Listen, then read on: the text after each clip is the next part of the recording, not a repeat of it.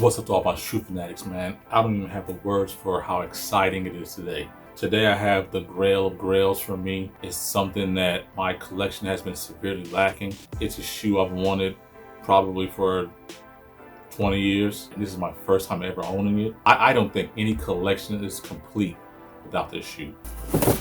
So this is an unboxing. So you know how we do, man. We got these scissors here to cut this guy open. I want you guys to revel in this glorious moment with me. I've been waiting for a long time to get this shoe. So to me, obviously this shoe is worth it. This is the second shoe that I have paid resell for. First of which was that Jordan 6 Travis Scott. Let's get right into it, man. That's my story. I'm sticking to it. So that's what we're doing. Pop this guy open. You know what it is. Take this box out. Hopefully you guys recognize that box. Take this thing, and you know what we do with the box. Get that box out of here. All right. Obviously, I picked this up from GOAT. Just check this out, man. See the box? I didn't know what kind of box it came in. Reason why is because Bread came in a different kind of box. The Space Jams came in a slide-out box. My Legend Blue. They call it Legend Blue? I think they call it Legend Blue. Legend Blue or Columbia's came in a different kind of box. Now these guys sure have an idea what I'm talking about. Obviously this is a size 11. My personal pair, personal grail. The colorway reads white, black, Concord. Made in China. Size 11 retro, man. Pop the top open. Peel back the trash bag paper, and ladies and gentlemen, I present to you grail of grails for me, a must-have for every Jordan collector.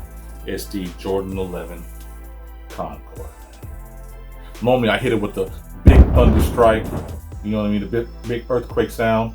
This is a very gentle royalness to this. Appreciate it. Soak it all in.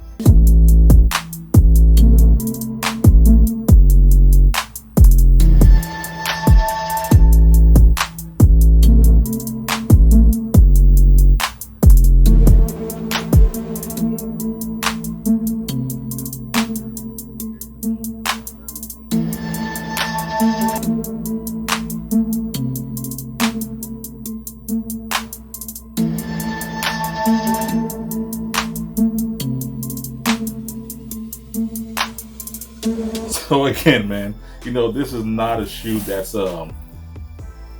extremely hard to get.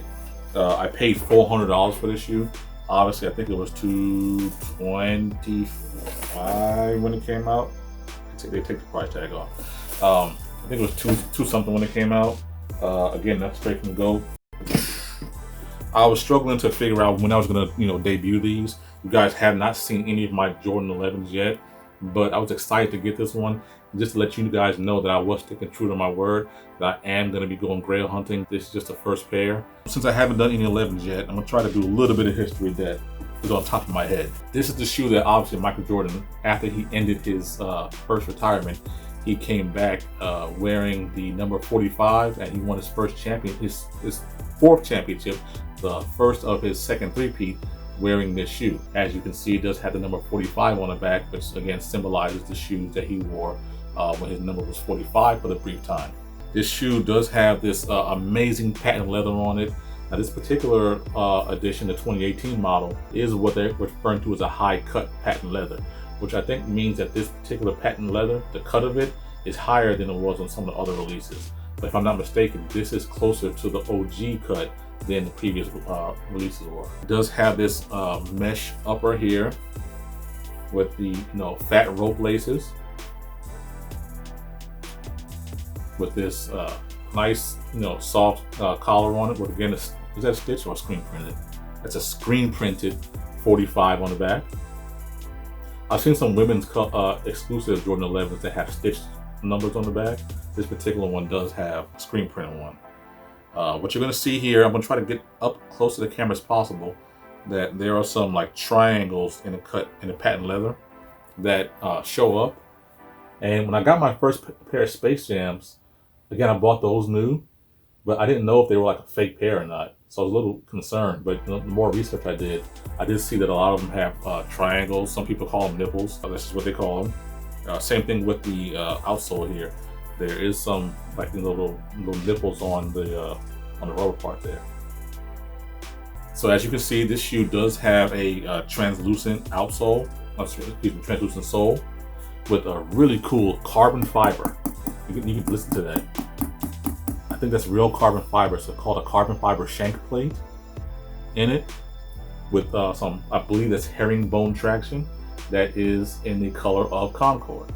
So that herringbone traction and the Jumpman here, which says Jumpman Jordan in the tongue there, that's Concord. I believe those are the only two places where Concord actually exists on the entire shoe, but the entire shoe is dubbed the Concord 11. And this shoe is so popular. I mean, and it does have such an elegant look to it that I've seen people get married in this shoe. You know, I've seen people attend functions in this shoe. You know, it's iconic. This is probably the most iconic Jordan sneaker in history. That's not to say Chicago ones or the band ones or the black cement 3s aren't up there, but if you had to ask either casuals or hardcore Jordan diehards what the most iconic Jordan in the lineup is, I'd be willing to bet this shoe would be it. This is, you know, I actually wear my 11s, which is surprising considering how difficult they are to acquire sometimes and how high in value they get, you know, the more they sit. But I actually do wear this. I wear them. I will wear this one. On the inside, oh, that's pretty cool. I'm gonna go ahead and unlace this thing.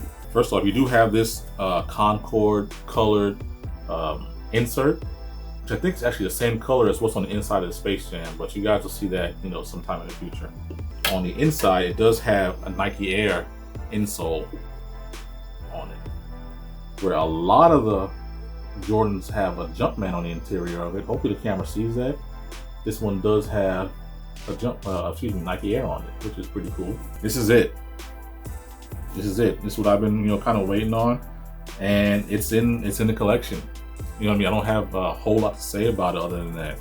This is iconic. This is classic. This is Michael Jordan. I think this is, if I'm not mistaken, maybe Jordan's like favorite shoe. He doesn't allow a lot of tinkering to be done with the Jordan 11 silhouette, like at all. You know what I mean? I don't know if it's ever going to happen, but that's kind of the reason why there's not a Dornbecker 11, and there are Dornbeckers now of everything 1 through 14 at least, but except the 11. So I think he does hold this one, you know, near and dear to his heart, and I get why. It's a phenomenal shoe. I've seen people wear this with suits, tuxedos, and then you can turn around and wear it with shorts. You can turn around and wear it with jeans, joggers, sweats, what have you.